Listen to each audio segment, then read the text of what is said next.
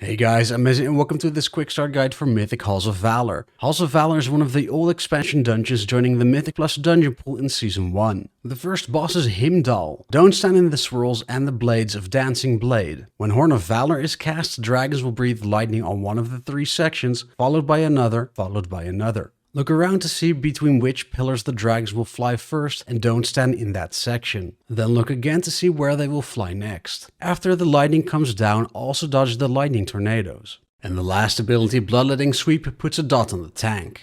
The second boss is Hyria. She has two sets of abilities depending on by what she is empowered. While she's empowered by an element, she'll gain a stacking buff, increasing her damage with that element. If she's in the middle, she will gain both sets of abilities, so take her to one side at a time. If she's on the left side of the area, she will be thunder empowered. She'll deal damage to the group with the chain lightning spell called Arcing Bolt, and you need to stand in the safe zone when Eye of the Storm is cast to take reduced damage. After Eye of the Storm, move to the right side where she'll be wholly empowered. Tanks, you can move across faster by using her only neutral ability. Shield of Light will damage and knock back anyone in front of the boss, so only tanks should be in front of the boss. Don't stand close to others if you have the Expel Light circle on you. And lastly, when Sanctify is cast, don't stand in melee range and dodge the orbs that spawn from her. If you touch an orb, you'll deal a large amount of damage to the entire group.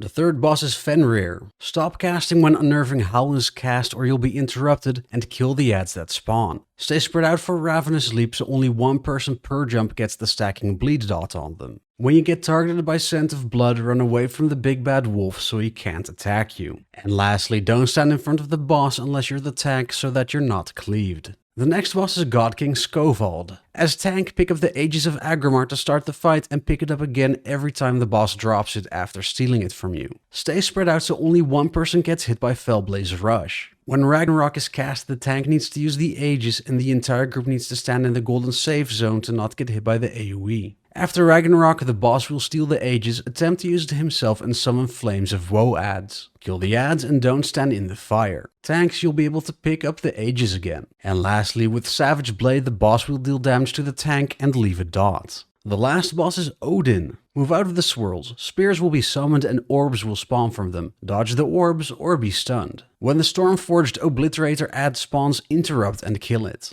When you get pulled in by Radiant Tempest, move out of the circle to not get hit by a massive amount of damage. When Shatter Spears is cast, dodge all the orbs that spawn from the spears that break. And lastly, when Runic Brand is cast on you, you get a specific color and shape rune above your head. Run to the same rune on the floor to get a 50% damage and healing buff. And that's all you need to know for the Halls of Valor. If you liked this video, please like, subscribe, and share it with others. I would very much appreciate it as it helps with the YouTube algorithm. You can also follow me on Twitter at wow_weekly and on Twitch at twitch.tv/bbmezzy. For now, I'm Mezzy and I'll see you again next time.